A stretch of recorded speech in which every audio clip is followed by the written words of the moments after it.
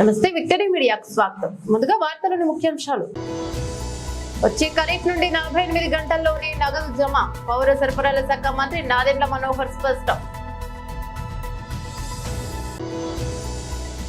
కొట్టుకుపోయిన Tungabhadra dam gate వారంతా అప్రమత్తంగా ఉండాలని పేర్కొన్న మంత్రి నిమ్మల రామనాయుడు. ఎస్సీ వర్గీకరణలో రెల్లి కులస్తులకు 5% రిజర్వేషన్ కేటాయించాలి. విశాఖ రెల్లి కులాల సంక్షేమ సంఘం డిమాండ్. పులివెందులలో జరిగిన అక్రమాలపై మాజీ ముఖ్యమంత్రి వైఎస్ విచారణకు జగన్ సిద్ధమా అంటూ సవాలు విసిరిన ఎమ్మెల్సీ భూమిరెడ్డి రామ్ గోపాల్ రెడ్డి. వ్యవసాయాన్ని కాపాడుకోవాల్సిన బాధ్యత అందరిపైన ఉందని ఏపీ పౌర సరఫరాల శాఖ మంత్రి నాదెండ్ల మనోహర్ అన్నారు. ఏలూరులో రైతులకు ధాన్యం బకాయిల చెక్కుల పంపిణీ కార్యక్రమంలో ఆయన మాట్లాడారు. వైకాపా ప్రభుత్వం అరాచకంతో రాష్ట్రం ఆర్థికంగా చాలా వెనుకబడిందన్నారు. 12 లక్షల కోట్ల రూపాయలు అప్పులు చేశారని విమర్శించారు. గత ప్రభుత్వం రైతులకు 1674 కోట్ల రూపాయలు ధాన్యం బకాయిలు ఇచ్చిందన్నారు. ఎట్టి పరిస్థితుల్లోనూ వాటిని విడుదల చేయాలని, ఆ మేరకు చర్యలు చేపట్టాలన్న అధికారులను సీఎం చంద్రబాబు ఆదేశించినట్లు చెప్పారు. కష్టకాలంలో ఉన్న గత నెలలో 1000 కోట్లు విడుదల చేశామని, ఇప్పుడు మిగిలిన 674 కోట్ల రూపాయలు అందజేస్తున్నట్లు చెప్పారు. పడిన కష్టాలు, పంట పండించడంలో మీరు ఎదుర్కొన్న అనేక సందర్భాల్లో ప్రభుత్వం నుంచి వైఫల్యాలను కూడా మీరు చూసి ఆ ఇబ్బందిని తట్టుకుని తరతరాలుగా మీరు మన జిల్లాకి మంచి పేరు వచ్చేటట్టు మీరు కష్టపడతానే ఉన్నారు. గత ప్రభుత్వం రైతాంగాన్ని సంక్షోభంలో నెట్టేసింది.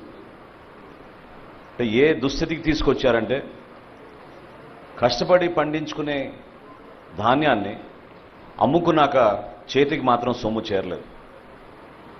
ప్రభుత్వం పైన ఒక భరోసాతోటి, ఒక నమ్మకంతో ప్రభుత్వం అనేక నిబంధనల్ని పాటించమని మీకు చెప్పినప్పుడు మీరు ఎక్కడ కూడా దాన్ని పొరపాటు చేయకుండా ప్రభుత్వ నిబంధనల మేరకే మీరు కష్టపడి పండించిన ధాన్యాన్ని తీసుకెళ్లి కొనుగోలు చేస్తుంటే, అక్కడ కూడా అనేక సందర్భాల్లో మీరే చూశారు, మేము చూసాం ఏ విధంగా అక్రమాలు జరిగిపోయినాయో. స్థానికంగా ఏర్పాటు చేసిన ఈ రైతు భరోసా కేంద్రాల వలన ఎంత నష్టం కలిగిందో మన రైతాంగానికి మనందరం చూసాం. గతంలో కూడా అకాల వర్షాల వలన తడిచిపోయిన ధాన్యాన్ని కొనుగోలు చేయమని ఆ రోజున పవన్ కళ్యాణ్ గారు, చంద్రబాబు నాయుడు గారు ఈ ప్రాంతంలో పర్యటించినప్పుడు నిజంగానే ఇందాక బొలిశెట్టి శ్రీని గారు చెప్పినట్టు రైతులను ఎంత ఇబ్బంది పెట్టారో మేము కళ్ళారా చూసాం.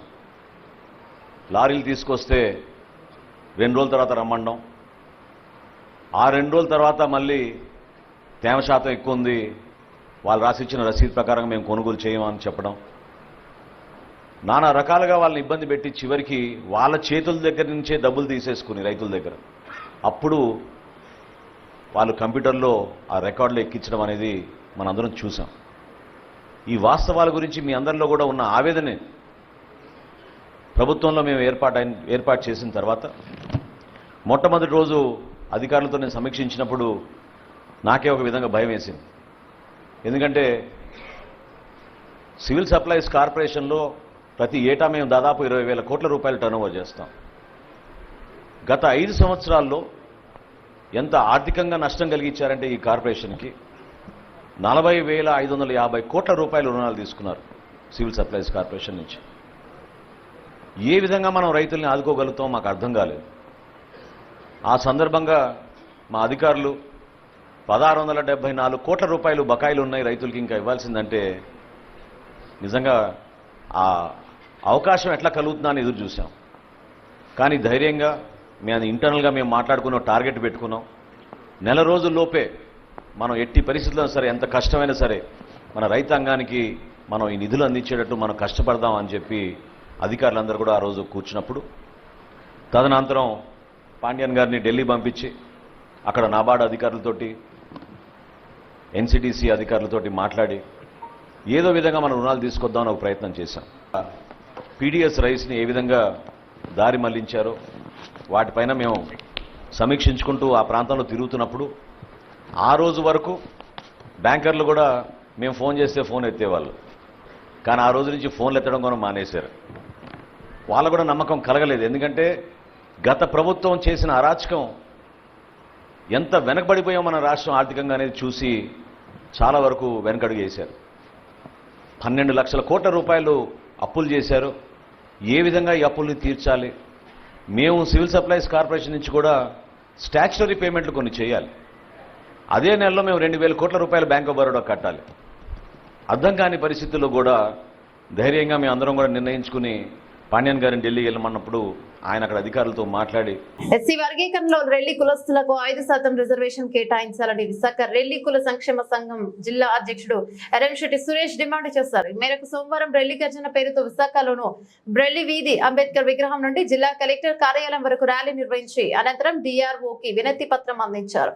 సందర్భంగా ఆయన మీడియాతో మాట్లాడుతూ రెల్లీలకు ఎల్కేజీ నుండి పీజీ వరకు ఉచిత విద్య అందించి ఉద్యోగ అవకాశాలు కల్పించాలన్నారు. అదేవిధంగా రెల్లీలకు స్టేట్ నామినేషన్ పదవుల్లో అవకాశాలు కల్పించాలని కోరారు. రెల్లి పారిశుధ్య కార్మికులను అన్ని విధాలా ఆదుకోవాలని ఆయన విజ్ఞప్తి చేశారు. పండ్లు కాయలు అమ్ముకునే రెల్లీలకు కేంద్ర రాష్ట్ర ప్రభుత్వాలు షూరిటీ లేని రుణాలు మంజూరు చేయాలన్నారు. రెల్లీలకు ఎస్సీ రిజర్వేషన్ స్థానాలు ఎమ్మెల్యే, ఎంపీ, ఎమ్మెల్సీ సీట్లు కేటాయించాలని ప్రభుత్వాన్ని డిమాండ్ చేశారు.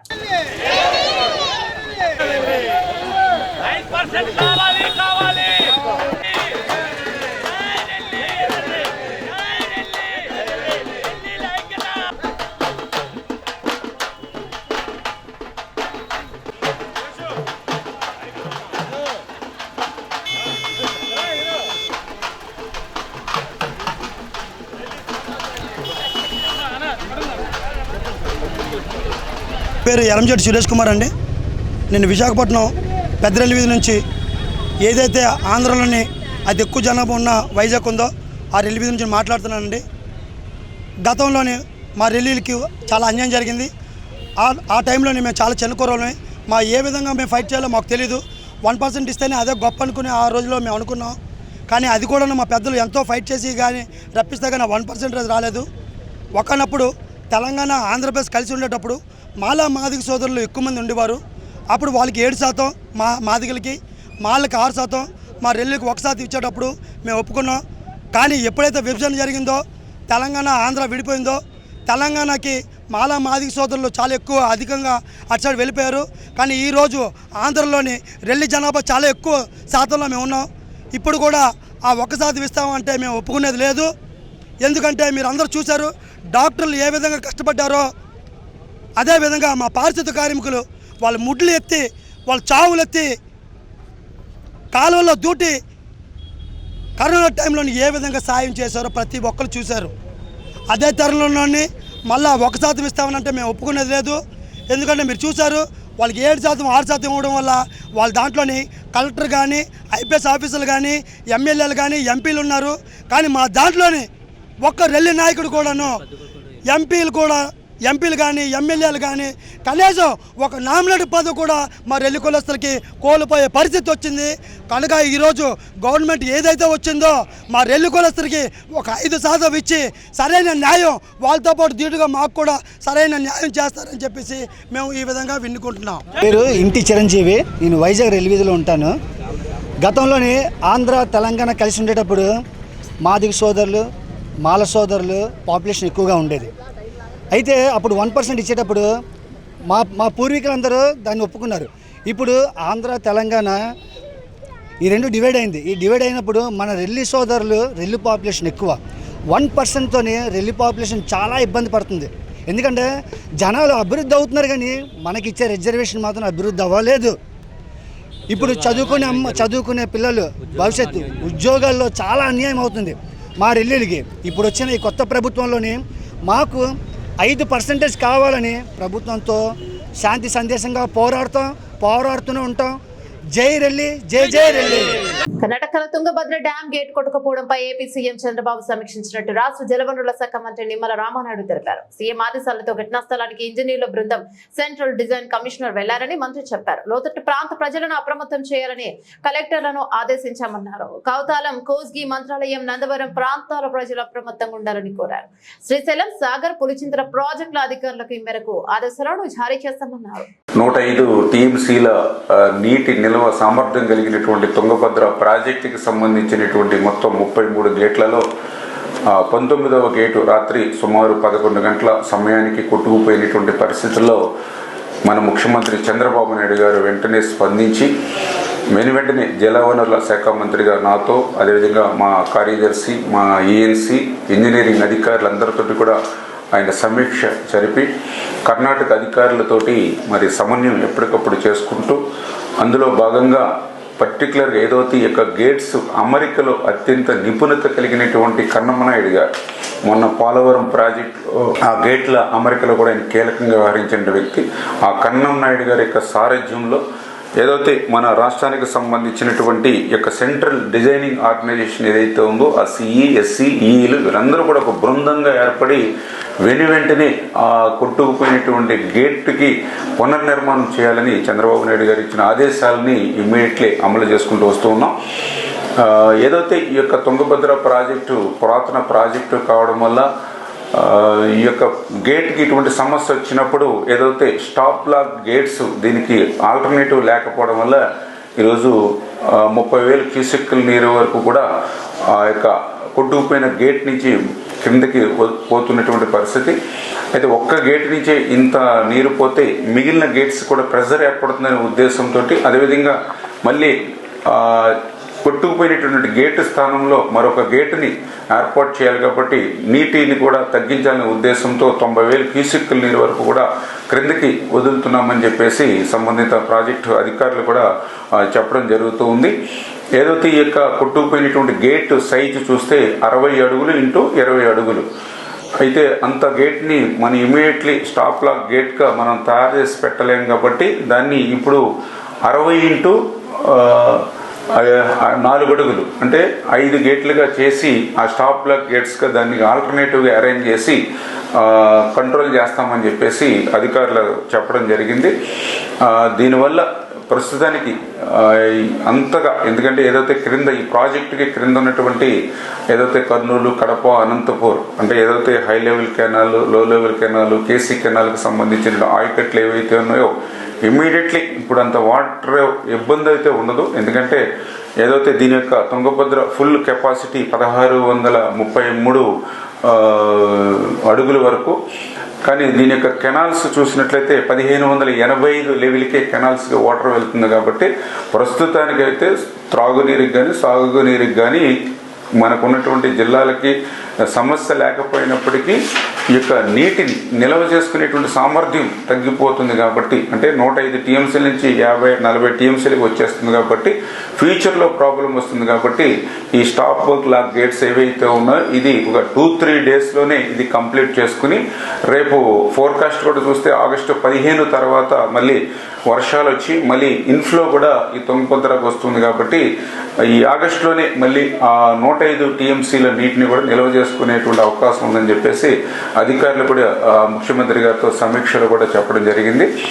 ఖచ్చితంగా ఇవన్నీ కూడా ఒక టీం వర్క్గా యుద్ధ ప్రాతిపదికన ఎప్పటికప్పుడు రివ్యూ చేసుకుంటూ క్లోజ్ మానిటరింగ్ చేసుకుంటూ వెళ్తామని చెప్పి తెలియజేసుకుంటూ ఎందుకైనా ముందు జాగ్రత్త చర్యలుగా అక్కడ కర్నూలు కలెక్టర్ గారితో అదేవిధంగా ఆ యొక్క ప్రాజెక్టు కింద ఉన్నటువంటి ఏదైతే కౌతాలం కోసింగి మంత్రాలయం నందవరం ఏదైతే మండలాలు ఉన్నాయో వారి ప్రజలందరినీ కూడా కొంత అప్రమత్తంగా ఉండడం అదేవిధంగా ఏదైతే ఈ క్రింద శ్రీశైలం నాగార్జున సాగర్ పులిచింతల అంటే ప్రస్తుతానికి ఏ ఇబ్బంది లేకపోయినప్పటికీ కూడా అప్రమత్తంగా ఉండమని అక్కడ ఉండేటువంటి ప్రజలు కానీ ఇక్కడ ఉండేటువంటి డ్యాములకు సంబంధించిన అధికారులను కూడా హెచ్చరించడం జరిగింది. వైసీపీ ఎమ్మెల్సీ అభ్యర్థిగా బొత్స సత్యనారాయణ నామినేషన్ దాఖలు చేశారు. బొత్స నివాసానికి పెద్ద సంఖ్యలో వైఎస్ఆర్సీపీ నేతలు కార్యకర్తలు చేరుకున్నారు. కుటుంబ సభ్యులు పార్టీ నాయకులతో కలిపి ఇంటి నుంచి విశాఖ కలెక్టరేట్ కి బొత్స బయలుదేరి వెళ్లి నామినేషన్ దాఖలు చేశారు. స్థానిక సంస్థల ఎమ్మెల్సీ ఉప ఎన్నికల్లో వైసీపీ విజయం సాధిస్తోందని బొత్స సత్యనారాయణ జోస్యం చెప్పారు.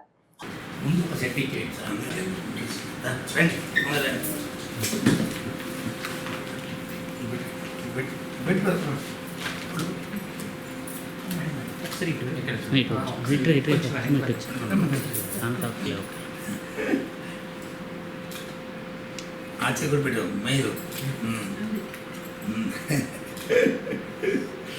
Okay thank you sir. ఒక సెట్ ఒక సెట్ రెండో సెట్ ఇస్తాను అదొకటి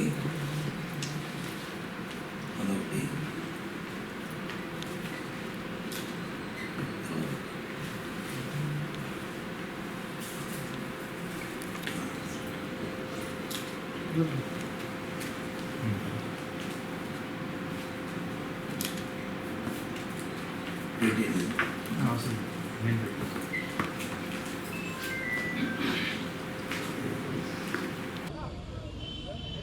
ఈరోజు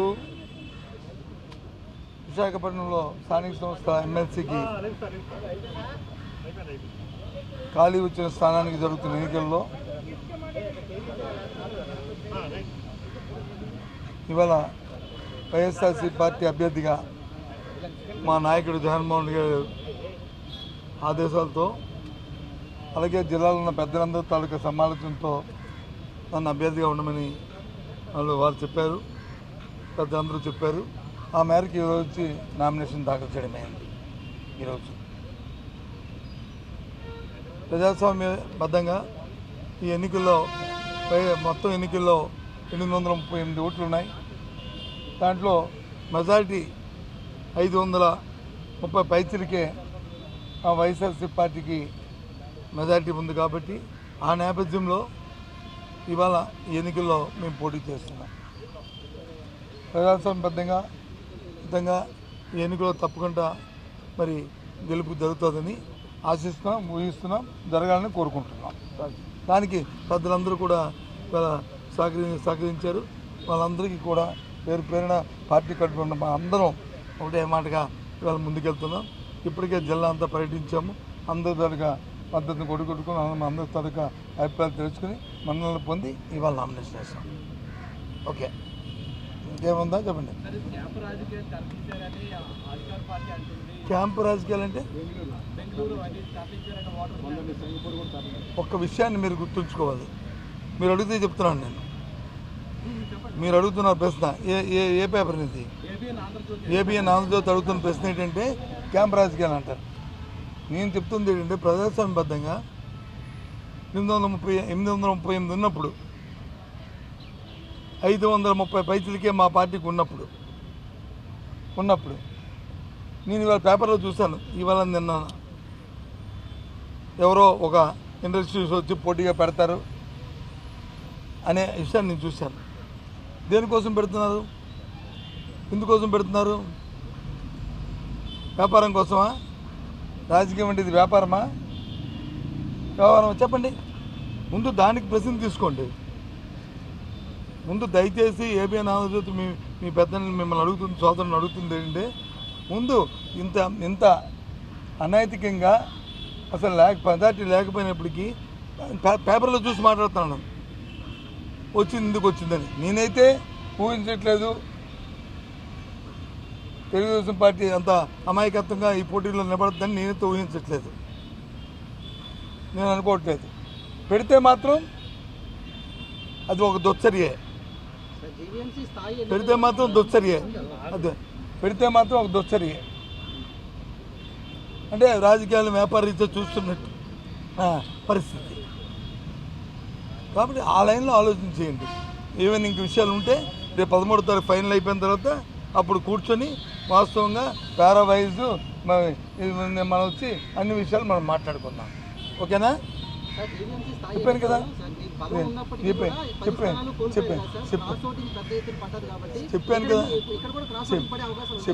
చెప్పాను కదా 13 అయిన తర్వాత మన్నీ మాట్లాడుకుందాం. ఉండవల్లిలో మంత్రి నారా లోకేష్ నిర్వహిస్తున్న ప్రజా దర్బార్కు అనూహ్య స్పందన వస్తుంది. రాష్ట్ర వ్యాప్తంగా ప్రజలు పెద్ద ఎత్తున తరలివస్తున్నారు. తెల్లవారుజాము నుంచి ఆయనను కలిసేందుకు జనం బారులు తీరుతున్నారు. మంత్రిని నేరుగా కలిసి తమ సమస్యలను విన్నవించుకుంటున్నారు. క్రమంలోనే ఇవాళ 24వ రోజు లోకేష్ ప్రజా దర్బార్ నిర్వహించారు. సందర్భంగా ప్రజల నుంచి పెద్ద ఎత్తున వినతులు వెలువెత్తాయి. వంశపార్యపర్యంగా తమకు సంక్రమించిన భూములను గత ప్రభుత్వ అండతో వైఎస్ఆర్సీపీ నేతలు కబ్జా చేశారని కొందరు బాధితులు ఆరోపించారు. దీనిపై అధికారులకు ఫిర్యాదు చేసినా పట్టించుకోలేదని ఆవేదన వ్యక్తం చేశారు. ఈ విషయాన్ని వారు లోకేష్ దృష్టికి తీసుకెళ్లారు.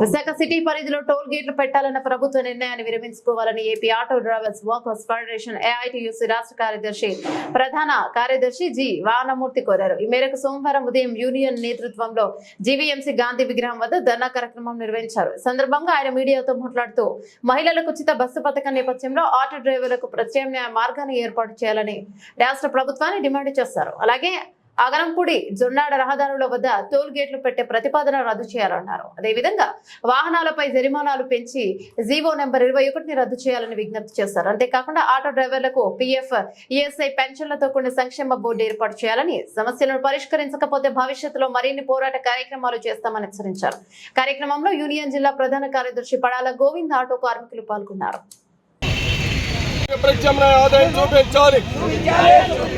అదేవిధంగా ప్రైవేట్ విద్యా సంస్థల వారు కూడా ఆటో డ్రైవర్ పంపించాలని చెప్పి కూడా మేము ఈ ఆటో డ్రైవర్స్ నుంచి వాళ్ళు అడుగుతూ ఉన్నాం. Andhra Pradesh auto drivers and workers federation AITUC రాష్ట్ర ప్రధాన కార్యదర్శి ఆగస్టు 15వ తారీఖు నుంచి రాష్ట్ర వ్యాప్తంగా మహిళలకి ఉచిత బస్సు ప్రయాణ సౌకర్యం కల్పిస్తామని ముఖ్యమంత్రి చంద్రబాబు నాయుడు గారు ప్రకటించారు. దీనివల్ల లక్షలాది మంది ఆటో డ్రైవర్ల కుటుంబాలు రోడ్డున పడే పరిస్థితి ఉంది. ఇప్పటికే రాష్ట్ర వ్యాప్తంగా ఓలా, ఊబర్ అదేవిధంగా ఏదైతే ఉన్నాయో ఈ ప్రైవేట్ వెహికల్స్ వల్ల ఆటో కార్మికుల ఆదాయం కోల్పోయారు.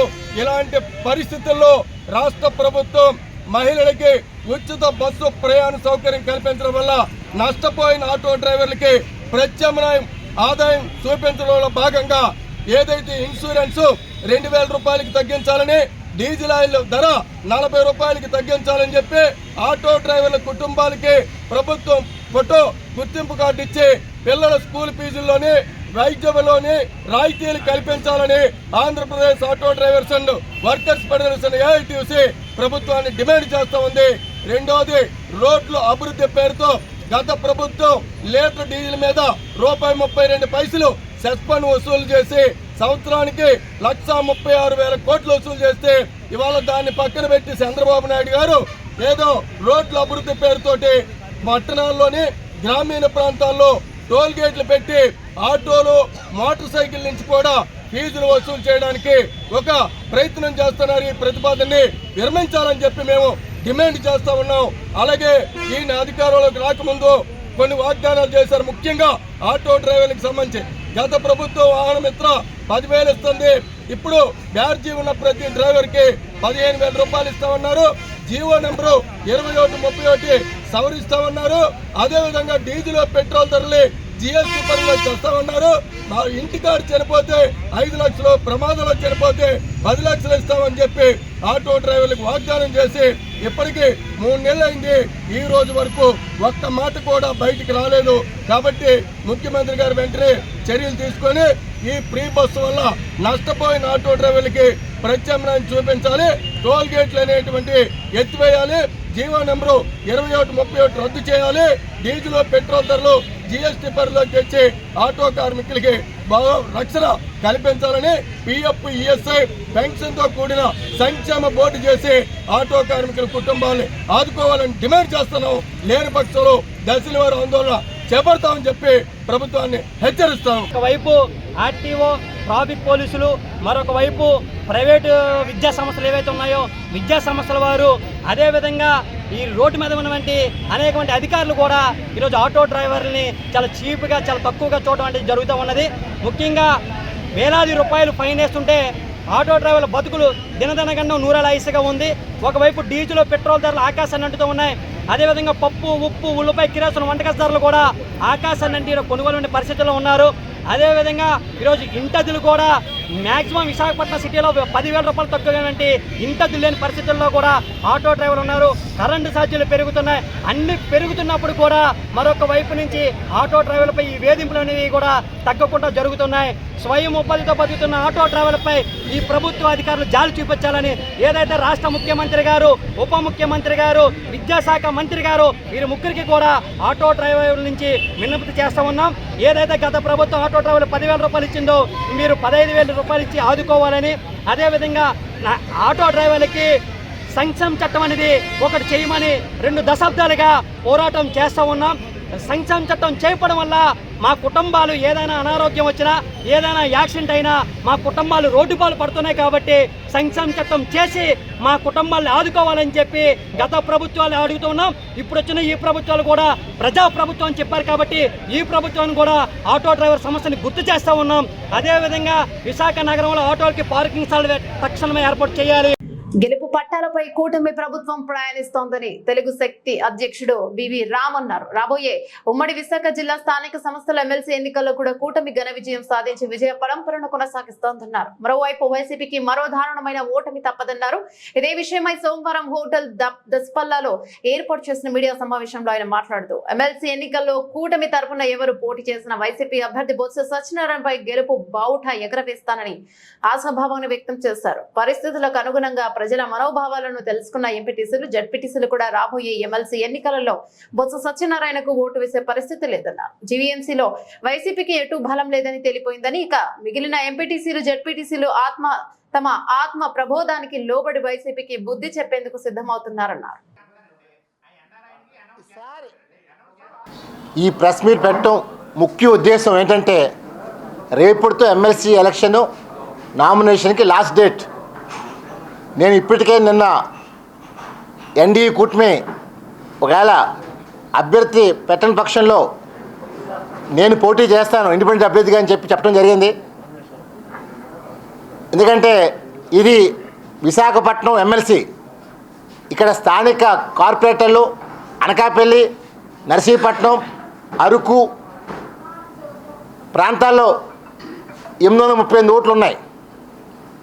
డెఫినెట్గా నాడు 2021లో వైసీపీ దుర్మార్గంగా అటు జనసేన కానీ ఇటు టీడీపీ కానీ నామినేషన్ లేకుండా దౌర్జన్యం చేసి నామినేషన్ చింపి పోలీసులతో పెట్టి అరాచకం సృష్టించారు. మరి ఈరోజు ఏదో మాకు అత్యధిక మెజార్టీ ఉంది కదా మేమే గెలుస్తాం, మరి ఇవాళ జగన్మోహన్ రెడ్డి గారు టీడీపీ ఎందుకు పెడుతుంది క్యాండిడేటు అని ఏదో మాట్లాడుతున్నారు. సిగ్గుండాలన్న కొడక. ఆ రోజు నువ్వు జనసేన టీడీపీ వ్యక్తులు నామినేషన్లు వేస్తుంటే దౌర్జన్యంగా ఈయనకుండా ఆ నామినేషన్ సృష్టించేసావు పోలీసులతో, తప్పుడు కేసు పెట్టావు. నాకు తెలిసిన 2-3 కూడా ఇలాగే జరిగింది. ఈరోజు ఈ అన్యాయాన్ని ఎదిరించాలని, ప్రశ్నించాలని, న్యాయం గెలవాలని విశాఖపట్నం ఆత్మగౌరవం కోసం రామ్ దిగుతున్నాడు తప్ప ఏదో పదవి మీద మోస్తూ నేను దాటలే.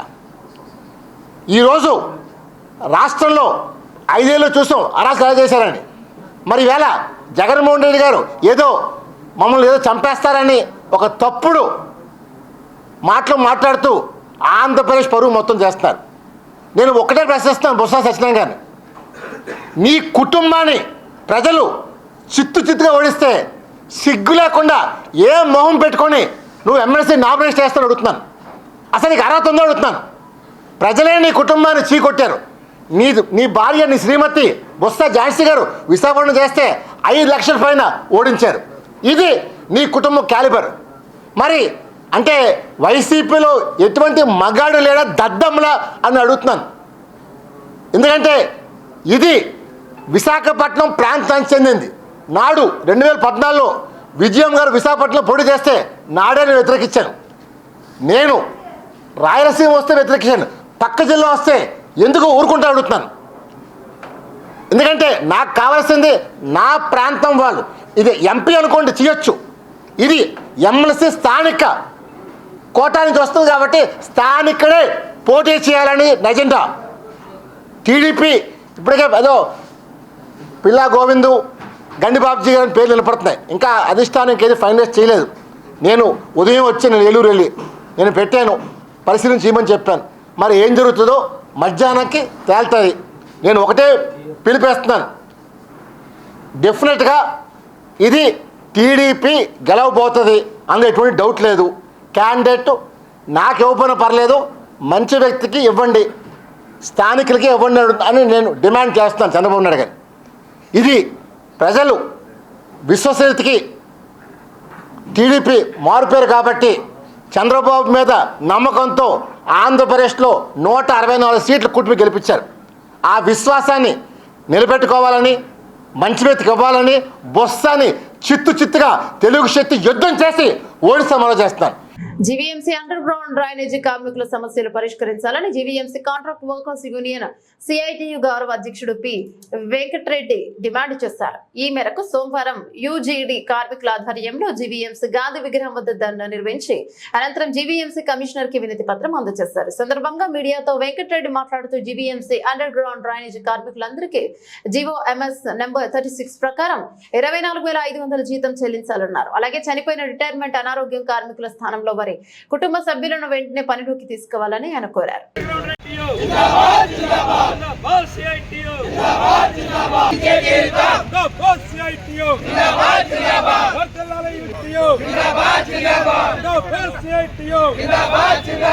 ఉరుకోటి రాజు జీవీఎంసీ కాంట్రాక్ట్ వర్కర్స్ సిఐటి ప్రధాన కార్యదర్శి.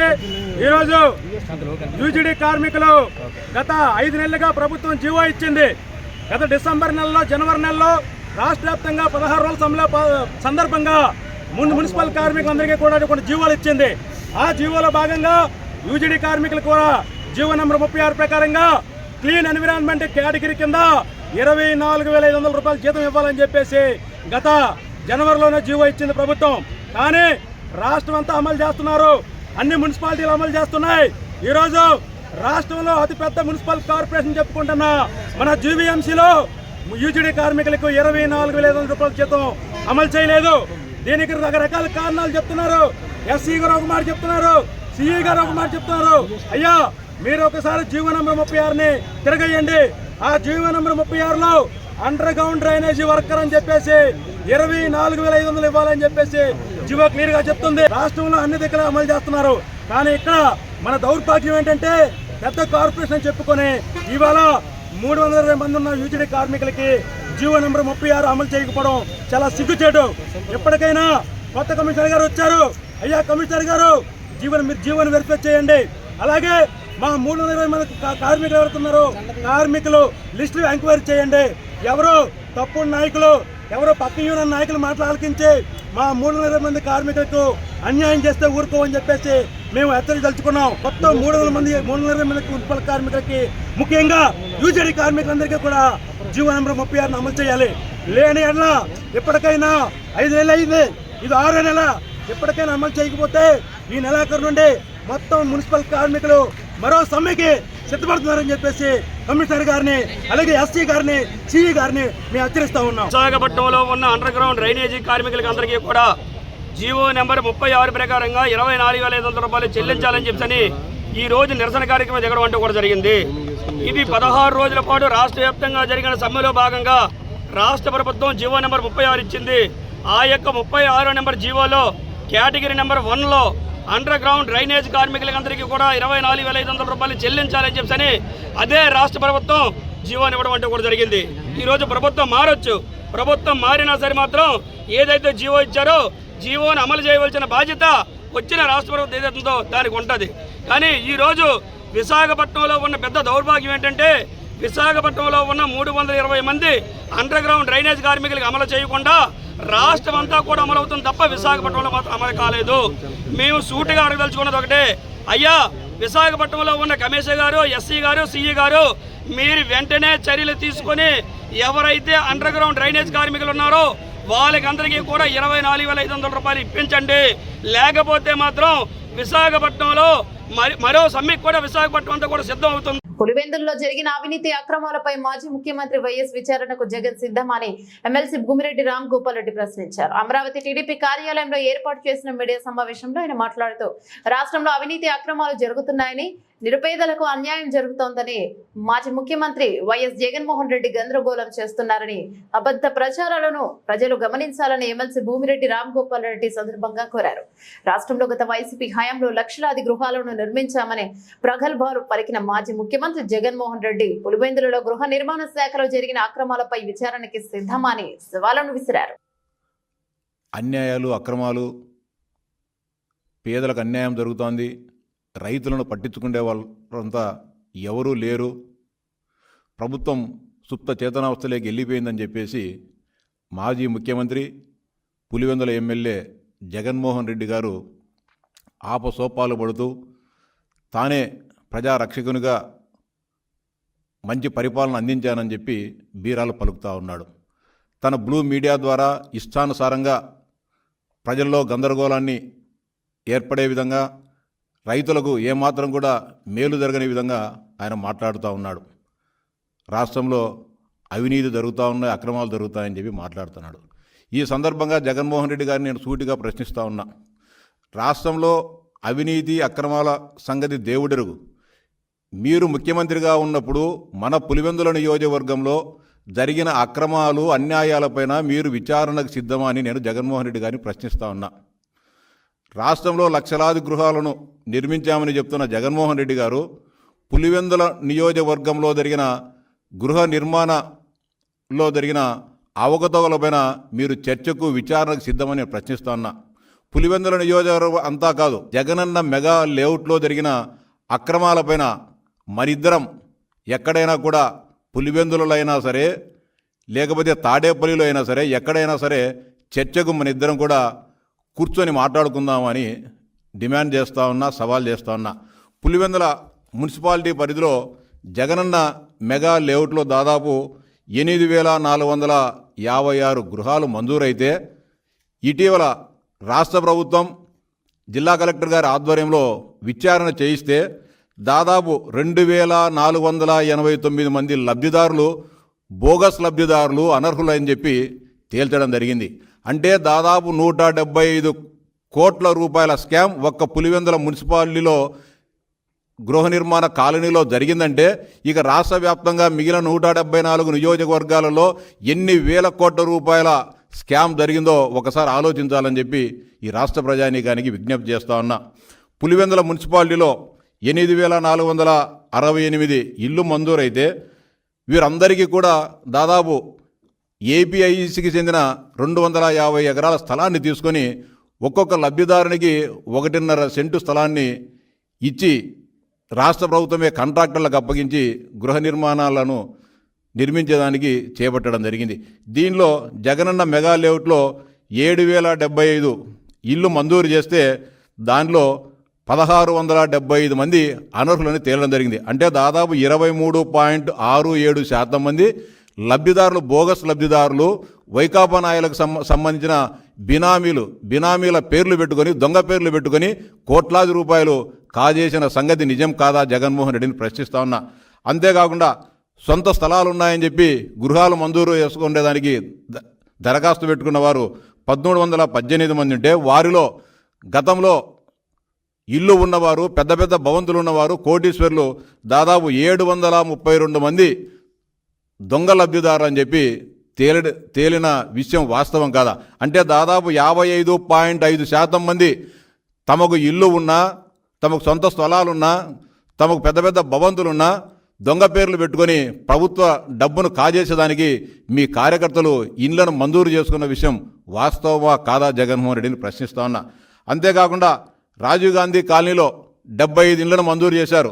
దానిలో 17 మంది బోగస్ లబ్ధిదారులని తేలిన విషయం వాస్తవమా కాదా జగన్మోహన్ రెడ్డి ప్రశ్నిస్తున్నా. అంటే దాదాపు అక్కడ 22.6% బోగస్ లబ్ధిదారులుగా తేలడం జరిగింది.